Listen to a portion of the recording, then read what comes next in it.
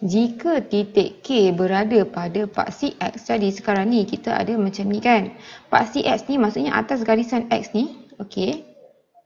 Di mana kita tahu bila atas garisan X, maksudnya Y dia sama dengan kosong. Kan, paksi Y nampak tak?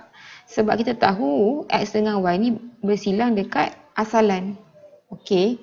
Dan 2 unit ke kiri pada paksi Y. Jadi, dia dekat atas garis ni tapi 4 daripada paksi Y, 4 ke kiri pada paksi Y, di mana sini mestilah negatif 4. Jadi, tentukan koordinat L yang berada 5 unit dari atas titik K. Kita tahu ni K, di mana dia kata K ni atas, ni ialah, jadi titik ni ialah K. Dia kata L ni 5 unit atas unit K. Bila 5 unit, K dekat sini, K ni kita tengok X. Kan, titik ni depan X, belakang Y. Jadi, X dia ialah negatif 4. Y dia ialah kosong. Bila 5 atas K, kita tahu Y ni kosong. Jadi, bila 5, kita tambah 5Y. Jadi, sini ialah L. Di mana L ialah negatif 4. Y tambah 5 jadi 5. Jadi, koordinat L ialah negatif 4, 5. Jika titik PQR, okey, kita ada mana PQR? PQR masing-masing bergerak 2 unit ke selatan, 1 unit ke timur, nyatakan kedudukan baru titik-titik itu. Hitung jarak bagi kedudukan PQ dan RQ. Okey, sekarang ni kita tahu kita ada X dan Y. Betul? Jadi, bila dia bergerak, kita tahu sekarang ni bila bergerak ni vektor bergerak.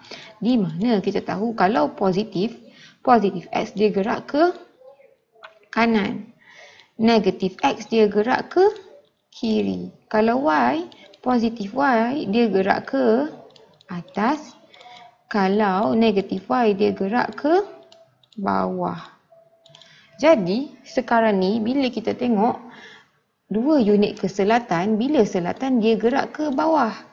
Bila gerak ke bawah, Y akan jadi negatif 2. 1 unit ke timur. Jadi, barat timur, timur ni dia gerak sebelah kanan. Bila gerak sebelah kanan, X ialah positif. Jadi, positif. Pergerakan ialah positif 1, negatif 2 ataupun 1 ke kanan, 2 ke bawah. Jadi, dia kata kedudukan baru titik. Kalau P ni, nampak tak P ni, kedudukan dia ialah 5, 4.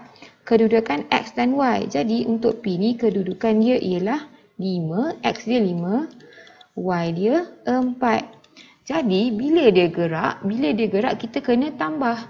Jadi, 5 tambah 1 sama dengan 6. 4 tambah negatif 2 sama dengan 2. Jadi, kedudukan baru bagi P ialah 6, 2. Nampak tak?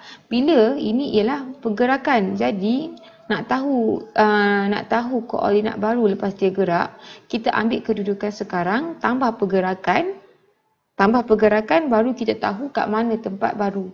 Jadi, untuk Q pula, Q sekarang ni sama dengan Q, nampak tak? X dia dekat 2, Y dia dekat negatif 2. Jadi, dia gerak, X gerak 1, 2 tambah 1 dapat 3. Untuk Y, negatif 2 tambah negatif 2, kita dapat negatif 2 tambah negatif 2 dapat negatif 4. Jadi, kedudukan Q yang baru ialah 3 dan negatif 4. Jadi, sekarang ni P tadi 5, 4. Kita boleh tengok, nampak tak? Dia gerak 2. Dia gerak 1 ke kanan, 2 ke bawah. 1 ke kanan, 2, 1, 2 ke bawah, di mana dia akan berhenti kat sini. Kalau kita cek balik, sini ialah 6. Dan sini ialah 2. Jadi, sini ialah 6, 2. Sama macam kita kira. Q pun sama. Q ni kita ada 2 negatif 2, betul? 2 negatif 2 dekat sini, dia gerak 1 ke kanan, 2 ke bawah. 1 ke kanan, 2 ke bawah dekat sini. Di mana kita nampak X dia 3. Y dia ni negatif 3, negatif 4. Jadi kita dapat 3, negatif 4. kita tambah dengan vektor pergerakan. Jadi sekarang ni R pula, R ni sekarang negatif 4, R sama dengan negatif 4, 2. Sebab dia bersilang dekat negatif 4 dengan 2. Jadi X baru ialah negatif 4 tambah 1 dapat negatif 3. Y baru ialah 2 tambah negatif 2, kita dapat 2 tambah negatif 2 dapat 0. Jadi kedudukan baru R ialah negatif 3 dan 0. Jadi negatif 3 dekat sini, 0 dekat sinilah. Jadi ini ialah baru R. Hitung jarak bagi kedudukan baru PQ dan RQ. Jadi apa jarak PQ? Jarak sama dengan punca kuasa 2, jarak X kuasa 2 tambah jarak Y kuasa 2. Jadi P yang baru ialah, P yang baru ialah 62. Q yang baru 3 negatif 4 dan R yang baru ialah, yang ni negatif 3, 0. Jadi kita ada yang R yang baru. Jadi jarak P dengan Q yang ni, jarak X ialah 6 tolak 3. 3 tolak 6 pun boleh, tak ada masalah. 6 tolak 3. Kenapa tak ada masalah kalau terbalik? Sebab 3 tolak 6 dapat negatif. Bila kuasa 2 masih akan dapat positif. Jadi jarak pada Y ialah 2 dengan negatif 4. Jadi jarak sama dengan 2 tolak negatif 4. Jadi 2 tolak negatif 4 dapat 6. Sama dengan punca kuasa 6 tolak 3. 3 kuasa 2 tambah 2 tolak 4. Jadi 2 tambah 4, 6 kuasa 2. Sama dengan 3 kuasa 2, 9 tambah 6 kuasa 2, 36. Kita dapat punca kuasa 45 di mana kita dapat 6.71 unit. Jadi PQ sama dengan 6.71 unit. Jadi untuk RQ sama juga, jarak sama dengan punca kuasa jarak X tambah jarak Y. Kenapa macam tu? Sebab jarak ni, nampak tak? Bila jarak contohlah 2 jarak, dia akan kira berdasarkan hypotenuse. Di mana hypotenuse merupakan, kalau ni C, ni A, ni B. Kita tahu A kuasa 2 tambah B kuasa 2 sama dengan C kuasa 2.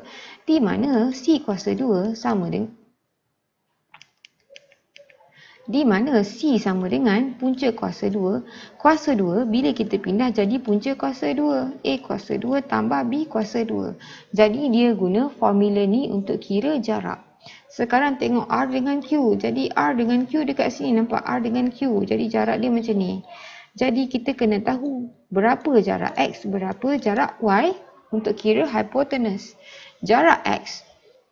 Sekarang ni kita ada negatif 3 dengan 3. Negatif 3 tolak 3. Negatif 3 tolak 3. 3 tolak negatif 3 pun sama je. Jadi negatif 4 tolak 0 ataupun 0 tolak negatif 4. Jadi 0 tolak negatif 4. Negatif 4. Jadi negatif 3 tolak negatif 3 dapat negatif 6 kuasa 2 tambah, yang ni akan jadi 0 tolak 4, jadi 4 kuasa 2. Kita dapat 36 tambah 4 kuasa 2 dapat 16. Punca kuasa 52. Jadi kita dapat 7.21 ataupun 7.21 unit. Jadi jarak RQ ialah 7.21 unit.